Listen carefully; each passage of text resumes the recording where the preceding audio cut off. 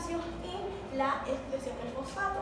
También la paratormona también actúa indirectamente en la síntesis del 1,25 dihidroxicalciferol, que es una de las formas biológicas de la vitamina D. Ahora, la estructura y la síntesis de la PTH. La paratormona es una hormona peptídica de 84 aminoácidos y que tiene un peso molecular de aproximadamente 9 kilodaltons. Esta se va a sintetizar en los ribosomas del retículo endoplasmático rugoso y va a pasar por una maduración y un empaquetamiento antes de llegar a su forma madura. En primera instancia vamos a tener que esta hormona se va a sintetizar en forma de preparatormona, que es una cadena polipeptídica de 115 aminoácidos. Luego esta preparatormona se va a dirigir a lo que viene siendo el retículo endoplasmático, en donde va a pasar por una serie de configuraciones que van a dar origen a la preparatormona, la cual tiene 90 aminoácidos. Luego de esto, esta preparatormona se va a dirigir al aparato de Golgi, en donde se van a eliminar residuos de aminoácidos, dando así el origen a la PTH de 84 aminoácidos. Después de todo este proceso, la PTH se va a empaquetar en forma de vesícula secretora en lo que se nos conoce como la porción apical de las células principales, para luego ser liberada en la luz capilar y posteriormente a el torrente sanguíneo. Después de todo este proceso, nos vamos a quedar con esta porción, que como ven, tiene una porción terminal N y una porción terminal C. Entonces, bioquímicamente, la porción N o la porción amina viene siendo la porción biológicamente activa de esta hormona, que tiene una vida media de 4 minutos. Y la porción C terminal viene siendo la porción biológicamente inactiva, que puede circular por el torrente sanguíneo durante horas. Y viene siendo esta porción la que se puede medir en los exámenes de sangre.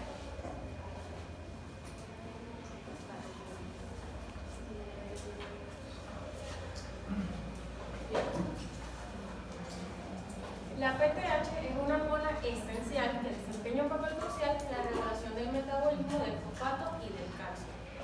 La producción de la PTH está cuidadosamente controlada por diversos factores, tanto estimulantes como inhibidores. Y son precisamente estos factores los que van a asegurar que los niveles de calcio en sangre se mantengan dentro de un rango saludable. ¿Cuáles son los factores que estimulan la producción de la PTH? En primer lugar, podemos mencionar a la hipocalcemia, que se refiere a la disminución de los niveles de calcio en sangre. Este es el principal estímulo para la liberación de PTH. ¿Cómo ocurre esto? Pues cuando los niveles de calcio en sangre caen por debajo del rango normal, las células de la glándula paratiroides detectan este estímulo y, en respuesta, liberan PTH. Esta respuesta es fundamental para mantener la homeostasis del calcio en sangre, y ya que la PTH actúa para aumentar los niveles de calcio. En segundo lugar, podemos mencionar a la hiperfosfatemia, que se refiere al aumento de los niveles de fosfato en la sangre.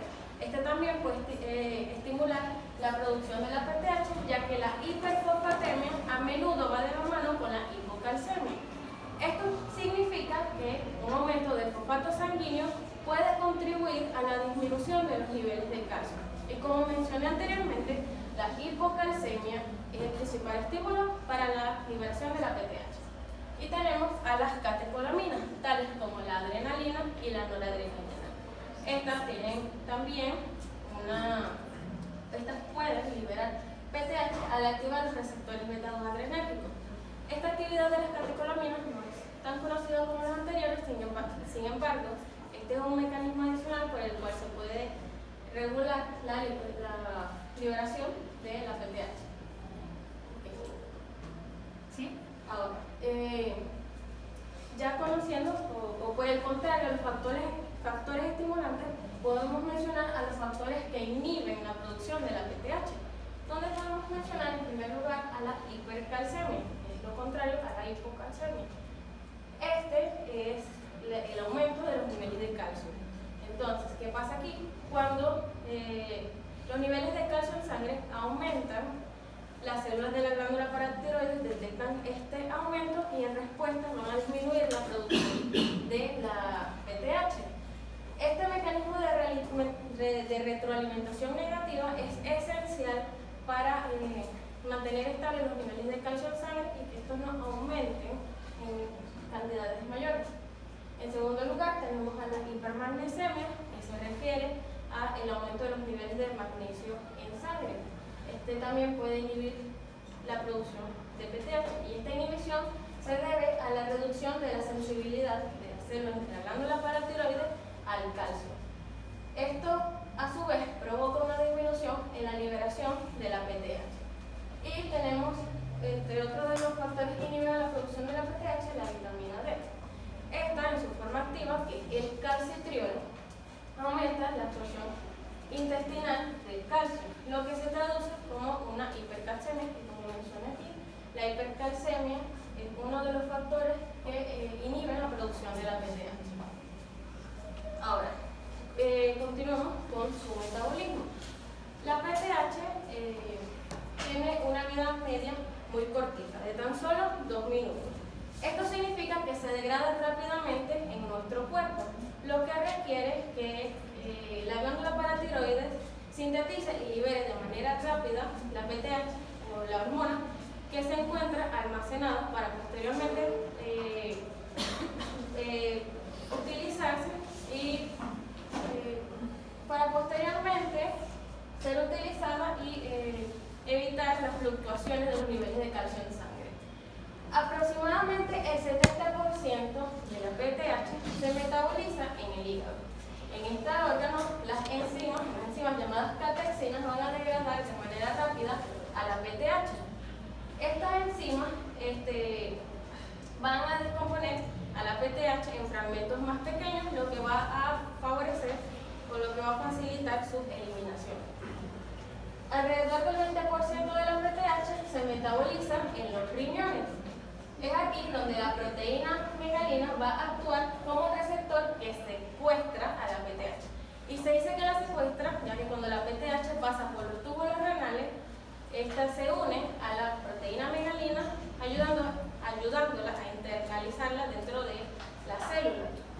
Una vez dentro de la célula, se va a encontrar con enzimas lisosomales que van a ayudar a eliminar la PTH del organismo. Esto ayuda a que no haya un exceso de esta hormona. Y el último 10% restante permanece en el plasma. Este se puede encontrar de forma intacta o en fragmentos, siendo uno de ellos el fragmento carboxilo terminal. Ambos, es decir, la PTH en forma intacta y la PTH en fragmentos, se van a filtrar a través de los riñones para posteriormente ser excretados por medio de la orina. Okay. Ahora, es importante conocer cuáles son las funciones que ofrece la misma, donde podemos mencionar a la resorción ósea. La PTH estimula la resorción ósea liberando calcio y fosfato del hueso a la sangre. Este proceso es fundamental para mantener los niveles de calcio y además es importante cuando la dieta no proporciona el adecuado nivel de calcio. Tenemos también a la reabsorción renal del calcio. La PTH aumenta la reabsorción del calcio en los riñones, evitando que ésta se elimine por medio de la orina. Y otra de sus funciones es que esta aumenta la absorción intestinal de calcio a través de la vitamina D, un proceso que se explicará más adelante. Mecanismos de acción de la PTH. La PTH, al ser una hormona peptídica, sus receptores se van a encontrar en la membrana celular. Estos receptores se acoplan a proteínas G. Además, la PTH tiene dos mecanismos de acción principales y cada uno de estos mecanismos va a utilizar un segundo mensajero diferente. En el primer mecanismo, la PTH, a través de la proteína G estimuladora, va a activar el adenilato ciclasa, que va a convertir el ATP en AMP cíclico. Este AMP cíclico posteriormente va a activar a la proteincinasa A, que va a desencadenar una serie de cascadas que van a conducir a los efectos de la PTH. En el segundo mecanismo, la PTH a través de la proteína G2 va a activar a la fosfolipasa C, que produce inositol trifosfato y diacilglicerol. El inositol trifosfato, por su parte, libera calcio de los depósitos intracelulares, aumentando los niveles de calcio intracelular. Y esto también funciona como un segundo mensajero. Y el diacilglicerol, por su parte, activa la proteincinasa C, que después va a tener diversas funciones. Si se dan cuenta, muchas hormonas, las que han hablado, tienen este mismo mecanismo. Entonces, apréndanse bien cuáles son las hormonas que tienen este mecanismo, ¿ok? Y cuáles no la tienen, porque puede ser una pregunta de examen. Puede ser. Puede capaz, quizás es una pregunta de examen. Para finalizar mi punto, les hablaré sobre la reabsorción del calcio en el riñón. La PTH cumple un papel fundamental en la regulación del calcio y del fosfato en este órgano, en el riñón. Para la reabsorción del calcio, la PTH se une a receptores específicos ubicados en los segmentos distales de la nefrona, específicamente en el túbulo contorneado distal y en la asa de Henle, activando las vías de señalización intracelular que involucran segundos mensajeros como lo es el AMP cíclico. Un aumento de este AMP cíclico activa la proteincinasa A y promueve la transcripción de genes que codifican transportadores de calcio. Uno de estos transportadores de calcio es el TRPV5. Este TRPV5 se encuentra ubicado en la membrana apical de las células del túbulo contorneado distal y este permite la entrada de calcio desde el lumen tubular hacia el interior de la célula. Ahora, para la excreción de fosfato, la PTH también aumenta su excreción al inhibir su reabsorción en los túbulos renales, generalmente en el túbulo contorneado proximal. Este proceso es importante ya que como les mencioné anteriormente, la hiperfosfatemia va de la mano con la hipocalcemia. Este puede contribuir a una disminución de los niveles de calcio en sangre, lo que puede ser perjudicial para el organismo. Al aumentar la excreción de fosfato, la PTH ayuda a corregir este desequilibrio y mantener los niveles de calcio en sangre estables. Gracias. Ok. Mi compañera anteriormente mencionó algunas de las funciones de la PTH. Entre una de ellas surge la siguiente pregunta, ya que solamente fue mencionada, y es: ¿cómo la PTH aumenta la absorción intestinal de calcio? Ok, para ello he creado este sencillo esquema en el cual paso a paso se explica el proceso. Pero antes de eso debemos conocer al protagonista de todo esto, y es a la vitamina D. Ok, entonces, tenemos a la vitamina D. Alguna vez seguramente habrán escuchado a alguna persona mayor, madre, padre, expresiones como: hay que sacar a este niño al sol para que no se me enferme, o tienes que tomar un poco de sol para no enfermarte. Entonces, esto podemos relacionarlo ¿a qué? A la vitamina D. ¿Por qué? Bien, esta estructura que vemos acá tiene como nombre ciclopentano perhidrofenantreno. ¿Ok? ¿A qué relacionamos esta estructura? La relacionamos al colesterol. El colesterol está repartido en varias partes de nuestra piel y es esta estructura la que a la exposición de rayos ultravioletas del sol va a cambiar su composición. ¿De qué manera? Pues el anillo B, bueno, tenemos 4 anillos, ¿verdad? A, B, C y D. Los más importantes aquí son el A y el B. El anillo B va a romperse en esta parte en el enlace número 7 y el anillo A va a rotar, quedando de la siguiente manera. Entonces, esta reestructuración va a dar como resultado al colecalciferol, el cual es básicamente nuestra vitamina D, pero en un estado inactivo. Entonces, antes de seguir con el procedimiento, me es necesario resaltar algunas de las funciones adicionales a las que voy a estar detallando de la vitamina D. Esta tiene un papel importante en el sistema nervioso y muscular, en el sistema inmunitario, en el desarrollo cerebral y en una función endocrina del páncreas, pero en este caso no vamos a hacer mucho énfasis en eso. Y también es necesario destacar que la vitamina D no es nada más obtenible a través de este proceso, sino que también se obtiene a través de suplementos y de la dieta. Entonces, ahora sí, entremos al tema. Bien, es este colecalciferol, el cual es nuestra vitamina D inactiva, el que va a iniciar este proceso. El colecalciferol va a viajar hacia el hígado y una vez en el hígado, en presencia de la enzima 25-hidrolasa, va a generar otro cambio en este compuesto, ¿ok? Haciendo que se convierta de colecalciferol a 25-hidroxivitamina D. Este nombre hace referencia a que 25 es el lugar, el átomo de carbono donde esta enzima va a hacer su efecto. Entonces, ok, y la enzima a la cual va a actuar, bueno, enzima 25-hidrolasa. Bien, entonces, este compuesto, 25-hidroxivitamina D, va a viajar hacia el riñón, donde va a pasar por su siguiente proceso de hidroxilación. Entonces, ¿cuál es la enzima que va a actuar ahora? La 1-hidroxilasa, ¿ok? La combinación de estos compuestos va a formar el resultado final. Este es 1,25 dihidroxivitamina D, el cual es lo que nosotros queremos. Esta es la versión activa de la vitamina D, ¿ok? Entonces, este proceso lo vamos a repasar un poco más adelante. Entonces, es importante conocer, esta parte.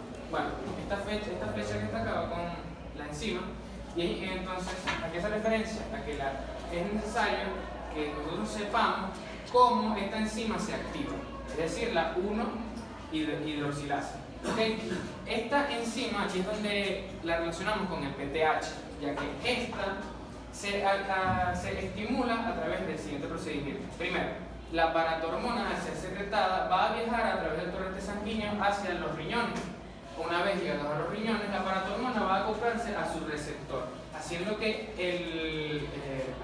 el mismo vaya a producir la fosfolipasa C, que consecuentemente la fosfolipasa C va a trasladarse a través de 2 segundos mensajeros. Estos son el inositol trifosfato y el diacilglicerol. Cada uno de estos tiene una función distinta. En el caso del inositol trifosfato, tenemos que este produce la salida de calcio de los depósitos, ¿okay? Y esto va a ser más importante un poco más adelante. Y en el caso del diacilglicerol, tenemos que este va a producir la proteinquinasa C. Es esta proteinquinasa C la cual vamos a estar relacionando con nuestra enzima anteriormente mencionada, que es la 1-hidroxilasa, la cual va a convertir el 25-hidroxivitamina D, vitamina D inactiva, en sus resultados activos. Ok, entonces, acá volvemos otra vez en este esquema y comenzamos otro proceso. Entonces, ¿para qué sirve el inositol trifosfato? Bien, al producir la salida del calcio de los depósitos, esto va a causar un aumento en los valores de calcio en sangre, el cual subsecuentemente esto es esencial para la activación de diversas enzimas, entre ellas la misma proteinquinasa C producida por el diacilglicerol, la cual el calcio va a estimular esta proteinquinasa, haciendo que la misma subsecuentemente ahora sí estimule nuestra 1-hidroxilasa para producir la vitamina D. ¿Ok? Entonces, acá hay otra cosa más, y es que la proteinquinasa va a causar, su producción en masa va a causar una disminución en la reabsorción de fosfato, pero esto lo vamos a tocar un poco más adelante. Bien, entonces, volviendo a lo principal, a lo que me interesa que se quede, es que acá está el colesterol. Bien, ¿puedes intentar que se vea un poquito más nítido, por favor? ¿No? Bueno, que se vea nítido. esta es nuestra molécula de colesterol. ¿Ok? A la exposición de rayas ultravioletas, esta se va a convertir en colecalciferol. Vean cómo su estructura en el anillo B se rompe y el anillo A, que está acá, rota. ¿Ok? AB, AB. Ok, entonces, el colecalciferol en la presencia de la 25-hidroxilasa va a convertirse en calciferol 25-hidroxid-D3. ¿Ok? El cual es este punto que está acá. Y esto todavía sigue siendo la vitamina D en su forma inactiva. Y es ahora este compuesto, bajo la presencia de la 1-hidroxilasa, va a darnos el resultado final, que es nuestra vitamina D. Entonces, ahora sí, a responder la pregunta, ¿cómo la PTH aumenta la absorción intestinal? Pues bueno, tenemos que la vitamina D es hidrosoluble. Al tener una composición parecida a la que tiene el colesterol, esta va a poder pasar fácilmente las membranas celulares. Entonces, en este caso, como estamos hablando del intestino, las células en las que va a hacer efecto la vitamina D3 se llaman,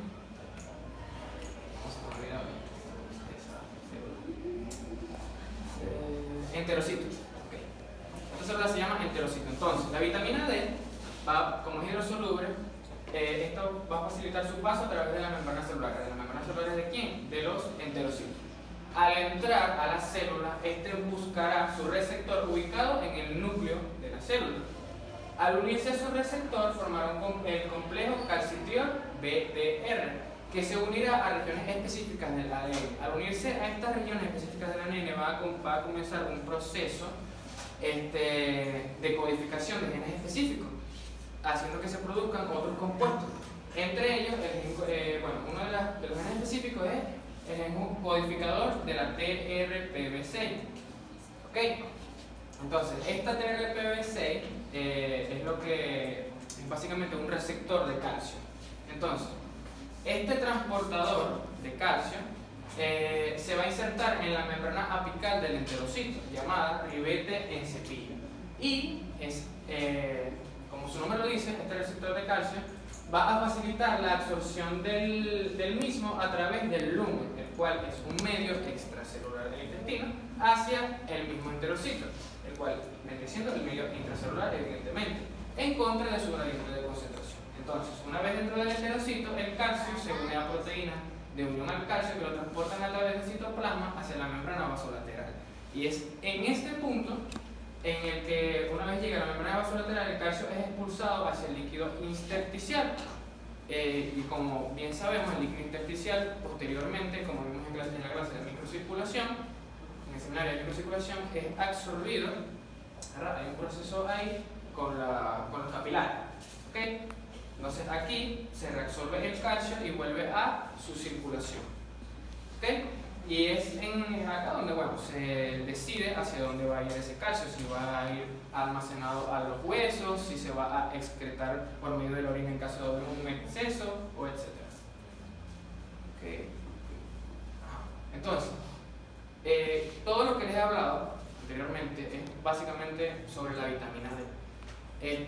Y aunque mencioné la aparatormona, me es necesario resaltar que tiene que ver la aparatormona con la reabsorción. Como podemos ver, la PTH es la que estimula a la enzima 1A hidroxilasa, la cual es la que va a producirnos nuestra vitamina D activa, la cual va a producir la reabsorción de calcio. Entonces, es acá donde vemos la conexión entre la PTH y la reabsorción de calcio. Bien, otro de los puntos mencionados anteriormente es que la PTH disminuye la reabsorción de fosfato. Okay. Para explicar esto, es necesario volver al esquema en donde solamente voy a hacer énfasis en esta parte, la proteinquinasa C, y en cómo se crea otro proceso, el cual es la disminución de la reabsorción de fosfato. La proteinquinasa C va a generar un bloqueo a nivel de la membrana de un transportador de fosfatos a nivel de los túbulos donde hay transportadores sodio-fosfato. Entonces, como va a generar un bloqueo en esta membrana, el fosfato que se excreta, el fosfato se excreta ya que no puede ingresar al interior de la célula. O sea, tenemos la membrana en donde se pasa el fosfato del medio extracelular al intracelular, está bloqueado, no hay paso.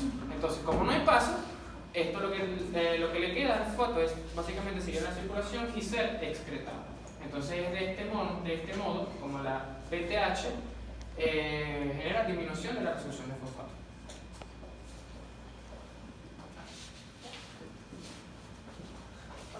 Ahora, ¿cómo la vitamina D va a aumentar la absorción de calcio? Lo dividí en 4 pasos. Primero tenemos que aumentar la expresión de un canal de calcio para que así pueda entrar del exterior al interior. Segundo paso, esta produce una proteína, la cual será la calciumina, que tiene una afinidad 4 veces mayor que el calcio. Luego de esto, la vitamina D hará que el calcio y la calciumina se unan y esta la va a llevar a lo que son las membranas vasolaterales de los enterocitos.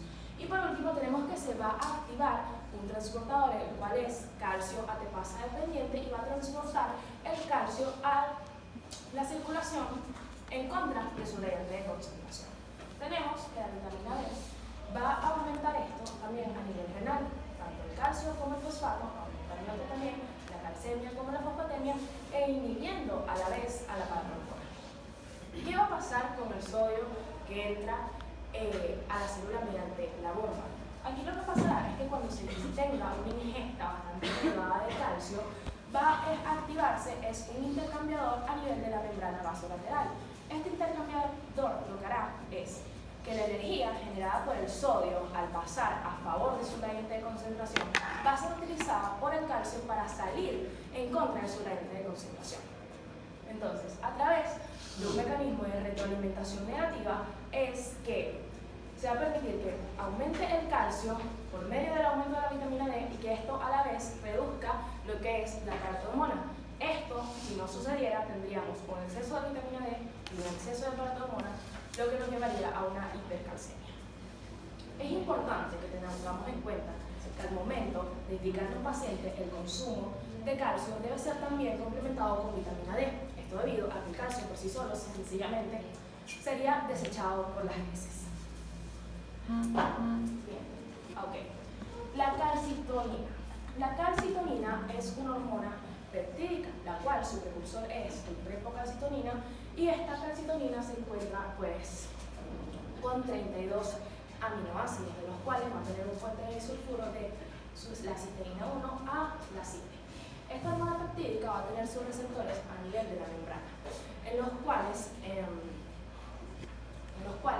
al momento de hacer la interacción con sus receptores va a activar las proteínas G estimulantes y también va a activar una enzima que es adelinato ciclasa, la cual lo que va a hacer es transformar el ATP en AMPC, y esto va a activar una enzima que sería PKA, que son las siglas en inglés de protein kinasa A.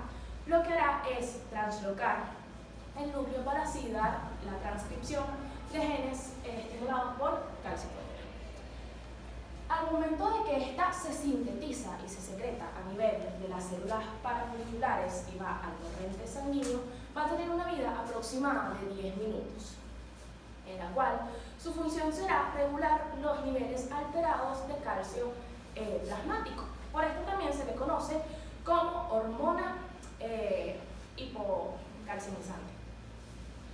Esta va a verse estimulada por alteraciones en los niveles de calcio. Los niveles de calcio normales son 8.5, más o menos a 10.2 miligramos sobre decilitros, y para que esta sea estimulada, producida, liberada, vamos a tener que se necesitará una alteración por lo menos por encima del 10% de los niveles normales de calcio para que pueda estimularse. Esta va a actuar tanto a nivel óseo como a nivel renal. A nivel óseo tenemos que va a interactuar con sus receptores que se encuentran en el hueso, que son acoplados a proteínas G, y esta, al momento de interactuar con ellos, lo que hará es inhibir la absorción a nivel óseo. Es decir, ¿de qué manera? Esta va a reducir lo que es la actividad de los osteoclastos y también la formación de los osteoclastos. Todo esto para disminuir la liberación de calcio de nivel óseo a célula. Y en la parte renal tenemos que esta va a actuar bien interactuando con sus receptores y va a inhibir la reabsorción de calcio a nivel del túbulo distal. Esto lo que hará es aumentar la excreción de este ion para así favorecer a la disminución del mismo a nivel plasmático. Gracias.